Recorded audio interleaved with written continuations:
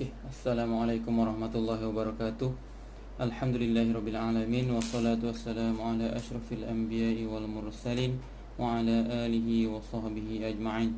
Subhanaka la ilma lana illa ma 'allamtana innaka antal alimul hakim. Qala rabbi shrah li sadri wa yassir li amri wahlul 'uqdatam min lisani yafqahu qawli. InsyaAllah pada pagi yang berbahagia ini, mari sama-sama kita mulakan kelas kita dengan bacaan Ummul Kitab Al-Fatihah. A'udzu billahi minasyaitonir rajim. Bismillahirrahmanirrahim. Alhamdulillahi rabbil alamin. Ar-Rahmanir Rahim. Maliki yaumiddin. إياك نعبد وإياك نستعين اهدنا الصراط المستقيم صراط الذين أنعمت عليهم غير المغضوب عليهم ولا الضالين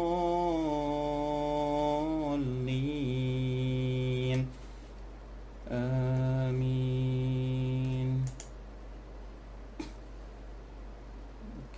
Harap semua dah bersedia untuk memulakan kelas kita pada hari ini, InsyaAllah, untuk subjek Pendidikan Islam MPU 1313.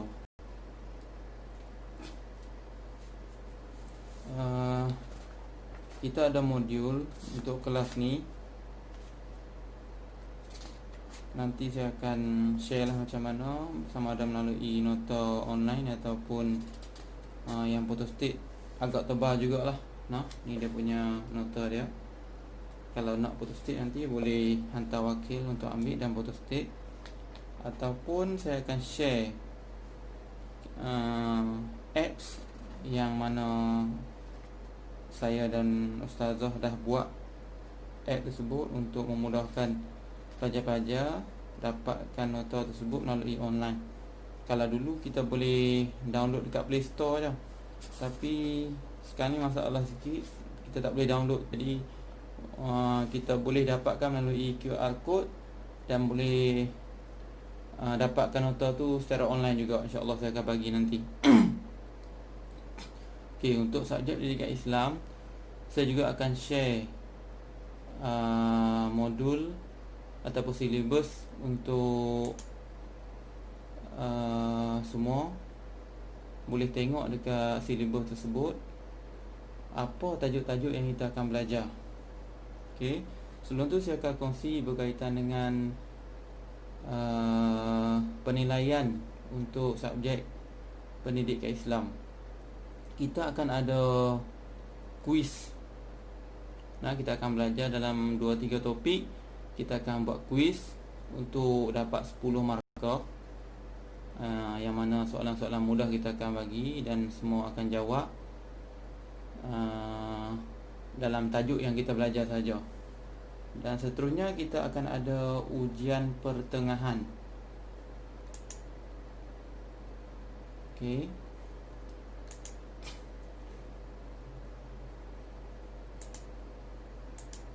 Lepas tu untuk ujian pertengahan kita akan dapat 30 markah. Dekat situ kita ada soalan-soalan, ada soalan objektif dan subjektif, yang mana kita akan capai 30 markah daripada ujian pertengahan tersebut. Soalan dia mungkin susah sikit daripada kuis. Jadi insyaAllah kalau kita mengikuti kelas dan kita baca nota yang dia berikan, insyaAllah semua akan dapat jawab dengan mudah. Okey.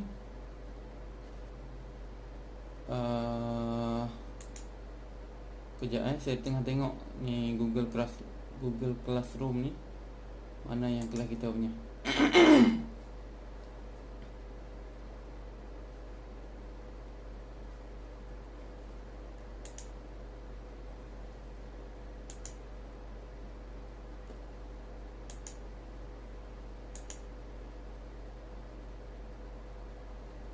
Okey, saya akan bagi nanti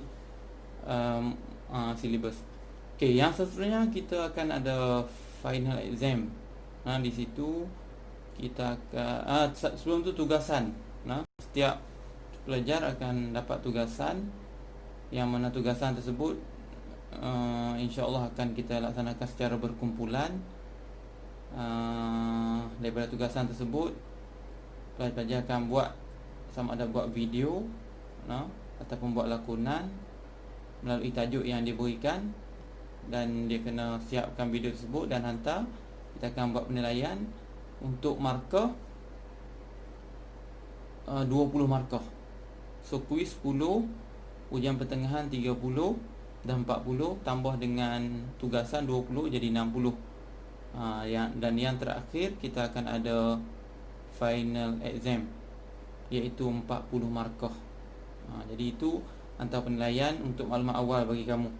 Jadi tak susah sebenarnya untuk Islam ni. Untuk skor A, pastikan kamu jawab kuis, kamu ambil ujian pertengahan, buat tugasan, bagi cantik, kamu dah boleh dapat dah mungkin 50 per 60 markah. Ada yang boleh capai sampai 55, 56 per 60. Jadi kamu cuma mungkin boleh collect lagi untuk final, untuk dapat 80 markah dalam 20 markah lebih saja daripada 40. Tu kalau untuk kita target markah lah. Tapi insya-Allah sambil kita menuntut ilmu, ikhlas dunia akhirat, sambil tu kita juga perlu kepada markah yang tinggi untuk pastikan kamu punya CGPA ke CGPA ke kekal tinggi. Dan untuk membantu subjek-subjek lain yang susah, mungkin subjek matematik yang susah, kamu mungkin dapat C ataupun C tambah ke.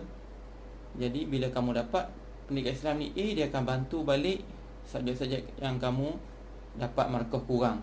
Jadi penting, jangan buat mudah bagi subjek yang mudah. Bila subjek yang mudah, kamu patut skor. Saya nak pesan kepada semua, jangan buat mudah kepada subjek yang mudah. Pastikan kalau kita dah ada 15 orang, pastikan 15 orang ni dapat A. Tak ada masalah. Untuk semua orang boleh dapat A. Okey. Okey, untuk subjek pendidikan Islam, kita punya modul, kita akan mula dengan topik. Kejap Okey, ini kita punya silibus. Nanti saya akan sharekan dalam Google Classroom, kamu boleh tengok. Okey, kalau tengok sini dia ada kita punya tajuk-tajuk daripada awal, berapa tajuk yang kita kena belajar untuk semester 3 ni, pendidikan Islam semester 3 ni. Okey, nanti boleh rujuk kepada nota yang saya bagi dalam Google Classroom. Okey, untuk di sini kita mulakan pengajian kita dengan tajuk pertama, iaitu Islam, Iman dan Ihsan. Okey, kamu boleh buka nota baca pun boleh. Ni kuliah saya akan bagi secara ringkas sekadar online ni, dan kamu boleh juga bertanya melalui wall yang ada dekat Google Classroom. Saya boleh jawab. InsyaAllah kalau yang mana soalan yang boleh kita jawab, kita akan jawab segera. Jangan malu, jangan segan untuk bertanya. Ini tak sebenarnya berkaitan dengan ada yang dalam nota, yang mana kamu rasa keliru, yang mana kamu rasa muskil. Setiap orang boleh saja type je soalan untuk bertanya, insya-Allah. Okey, saya suka bila orang bertanya, maksudnya orang tu beri perhatian dan dia faham. Mungkin dia keliru setengah-setengah bahagian. Itu sebab dia bertanya. Tapi kalau yang senyap tak tanya apa ni, mungkin dia tak faham apa. Yang kedua, harap-harap dia faham lah. Saya harap biarlah kita confuse, kita bertanya terus. Okey, iaitu tajuk pertama Islam, Iman dan Ihsan. Kalau dalam nota macam ni, tu nampak iman dulu. Tapi kita akan bicara tentang Islam dulu. Islam, Iman dan Ihsan. Okey, apa dia Islam? Kita semua orang Islam. Apa maksud dia? Kalau yang ada nota boleh dah tengok nota. Tapi yang tak ada nota, cuba jawab dalam hati. Islam tu apa? Ada? Kalau yang masih kosong, insya-Allah ni kita akan belajar. Orang masih belajar, dia dimaafkan apa sahaja. Nah, kalau orang tu dah belajar, dah tahu tapi dia tak amalkan, orang tu akan berdosa. Nah, kalau kita belum tahu, insya-Allah Islam memudahkan. Nah, kalau kita tak tahu apa pun, Islam tak marah. Nah, kecuali kita buat tak tahu. Nah, ataupun kita buat main-main. Nah, yang tu tak boleh kita nak kata Islam pun tak paksa. Jadi ni kita belajar nak bagi tahu, alhamdulillah Allah pilih kita pada hari ni. Kamu dah masuk semester 3, ada ambil pendidikan Islam. Yang mana sebelum ni pun kamu dah belajar dah dalam SPM. Nah, lebih kurang benda yang sama. Mungkin dah lupa, kita akan ingatkan balik. Baik. Apa dia Islam? Selalunya bila sebut satu-satu benda, kita kena ingat dua perkara. Yang pertama dari segi bahasa, yang kedua dari segi istilah syarak. Di sini Islam di segi istilah bahasa, di segi bahasa ialah bermaksud menyerah diri, tunduk dan patuh melaksanakan segala perintah Allah dan membenarkan semua ajaran yang dibawa oleh Rasulullah SAW. Itu ikut buku yang ditulis. Nak senang ikut saya. Apa dia Islam? Ingat terus. Tak payah tengok. Tunduk, patuh serta berserah diri kepada Allah Subhanahu Wa Taala. Ingat yang tu. Baik. Itu di segi syarak. Terbalik. Yang kita nak di segi bahasa ni, Islam ialah berasal daripada perkataan Arab. Macam tu huraian dia. Untuk segi bahasa berasal daripada perkataan Arab, salima. Sin, lam, mim kalau tulis Jawinya. Salima yang bermaksud aman, damai atau sejahtera. Itu di segi bahasa. Kena betulkan yang tadi. Yang tadi sebut tadi, tunduk patuh tu, di segi istilah syarak, iaitu kalau segi istilah syarak ialah tunduk, patuh serta berserah diri kepada Allah Subhanahu Wa Taala. Pendek saja. Tolong ingat terus. Kalau hari ni boleh yang tu pun jadilah. Islam di segi bahasa berasal daripada perkataan Arab salima yang bermaksud aman, damai dan sejahtera. Di segi istilah syarak, tunduk, patuh serta berserah diri kepada Allah Subhanahu Wa Taala. Okey, bila sebut kata Islam, tak dapat tidak kita kena tahu, iaitu terdapat 5 perintah Allah yang mesti dipatuhi dan dilaksanakan oleh seseorang Islam yang dikenali sebagai rukun-rukun Islam. Yang ni saya rasa semua dah ingat, cuma kita nak refresh balik. Yang mana kita nak sahkan kita tu ingat ke tak. Kadang tanya ingat, tapi bila nak sebut kena tengok buku balik. Biarlah kita ingat. Ada dalam jiwa kita, ada dalam diri kita, kita boleh sebut bila-bila masa orang nak. Iaitu rukun Islam ini terkandung dalam sebuah hadis Rasulullah SAW yang bermaksud, alhamdulillah bila kita masuk belajar ni, kita boleh dengar Al-Quran, kita boleh dengar hadis. InsyaAllah semua ni akan diberi pahala oleh Allah Subhanahu Wa Taala. Jangan rasa bosan, jangan rasa boring untuk kita belajar ilmu Allah. Sama juga ilmu-ilmu lain. Lebih-lebih lagi ni ilmu agama, yang mana Allah janjikan orang yang berusaha menuntut ilmu ni, Allah akan permudahkan jalan dia ke syurga. Jadi insya-Allah. Dan elok lagi kita sebarkan kepada kawan-kawan kita. Kita ada kawan, kadang-kadang kita bercakap pun pasal hal kebaikan. Jadi kalau kita faham apa yang baik, kita sebarkan kepada orang, besar pahalanya. Ni banyak kita bercakap benda yang kadang tak ada faedah pun. Sedangkan ini Islam dah janji, kalau kita sebarkan benda baik, Allah akan beri ganjaran pahala kepada kita. Dan setiap benda baik yang kita buat tu, Allah akan hilangkan perbuatan jahat ataupun dosa kita. Setiap benda baik yang kita buat, Allah akan padam balik dosa-dosa yang lalu, yang kecil lah. Jangan ingat kata dosa besar pun hilang juga. Dosa besar kena bertaubat, kepada Allah SWT, insya-Allah. Okey. Apa dia? Hadis yang bermaksud Islam itu adalah bahawa engkau bersaksi tiada Tuhan yang layak disembah melainkan Allah. Nabi Muhammad adalah pesuruh Allah.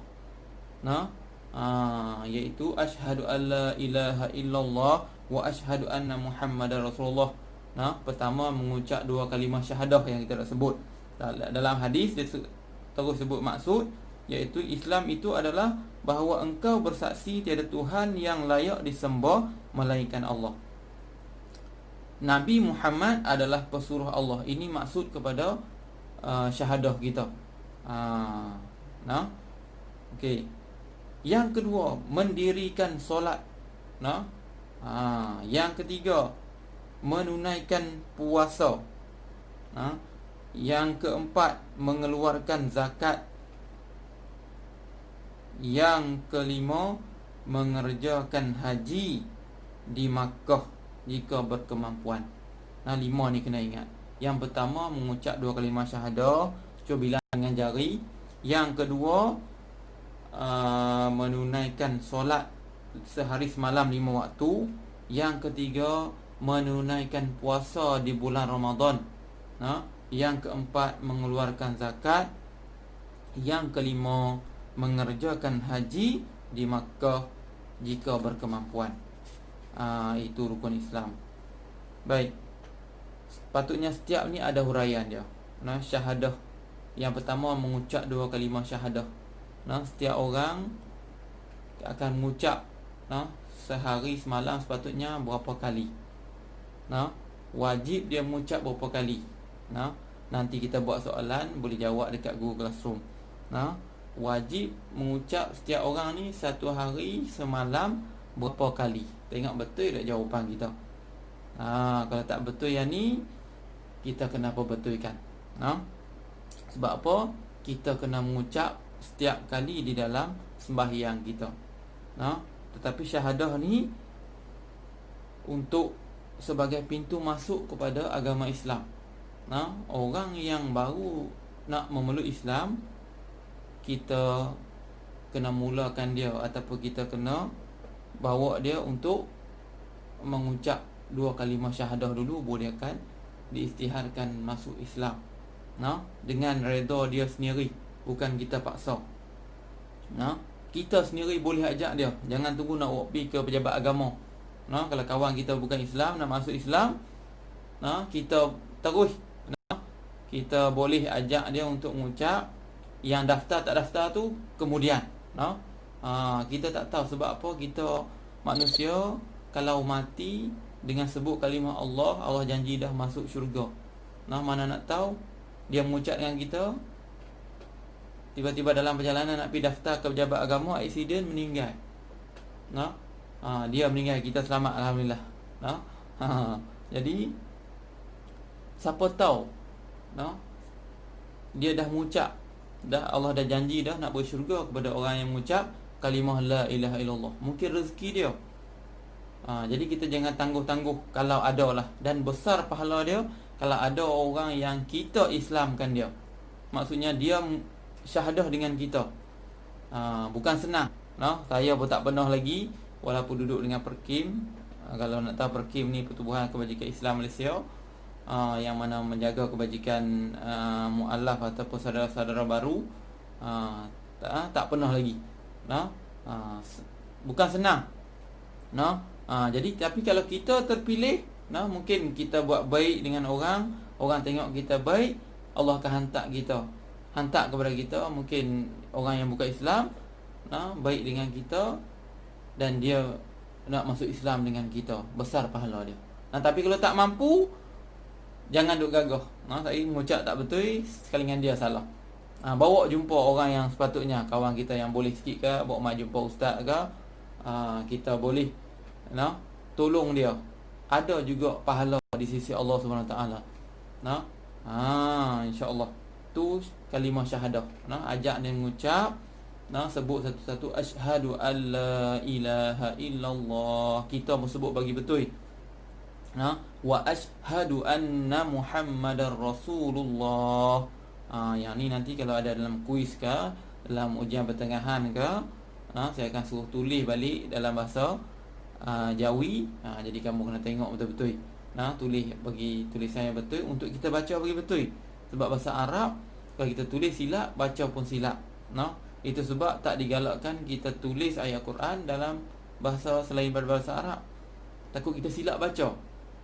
Macam surah Al-Fatihah ke ayat kursi ke, sebab silap baca dia akan jadi makna lain. Okey. Dan kita terus ke yang kedua. Rukun Islam yang kedua, mendirikan solat. Kita kena faham mendirikan solat disebut ataupun menunaikan solat. Harap-harap semua yang mendengar ataupun yang mengikuti kelas ni, alhamdulillah solatnya terpelihara.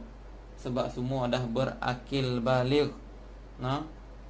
Orang yang berakil baligh ataupun yang disebut mukallaf, orang yang diberati hukum syarak, orang ni yang diambil kira dosa pahala dia, iaitu orang yang sudah mencapai umur baligh. Yang kita ni dah cukup umur. Untuk lelaki berapa tahun untuk cukup umur? Boleh jawab dalam hati. 15 tahun ke atas confirm baligh. Orang perempuan kadang 9 tahun dah baligh. Orang lelaki ada yang 12 tahun pun dah baligh. Jadi itu. Okey, bila dah sampai umur baligh maka wajib sembahyang, tak boleh tinggal. Kalau tinggal kita kena qada balik, kena ganti balik. Kalau ingat balik yang dulu masa lepas umur baligh kita tinggal sembahyang, kita boleh qada balik, lelaki dan perempuan. Kecuali orang perempuan yang uzur, tak apa, sama juga. Sebab bila dah cukup umur tak dapat tidur, wajib kita kena tunaikan solat. Baik. Dan dengan cara yang betul. Kita kena tahu niat sembahyang macam mana. Rukun sembahyang ada berapa. Kalau tak tahu, tak ingat pun tak apa, tapi buat betul. Kita sembahyang tu betul. Jadi maka sembahyang kita diterima oleh Allah Subhanahu taala. Ada satu hadis ayat Quran, inna salata tanha 'anil fahsya'i wal munkar, ayat Quran. Sungguhnya sembahyang itu mencegah kita daripada perbuatan fahsya' dan munkar. Kalau kita sembahyang, Allah kata kita ni akan terpelihara daripada perbuatan fahsya' dan munkar. Jadi kita boleh cek balik. Kadang-kadang ayat Quran ni boleh kita guna macam tu. Allah kata kalau kita sembahyang, kita akan terpelihara daripada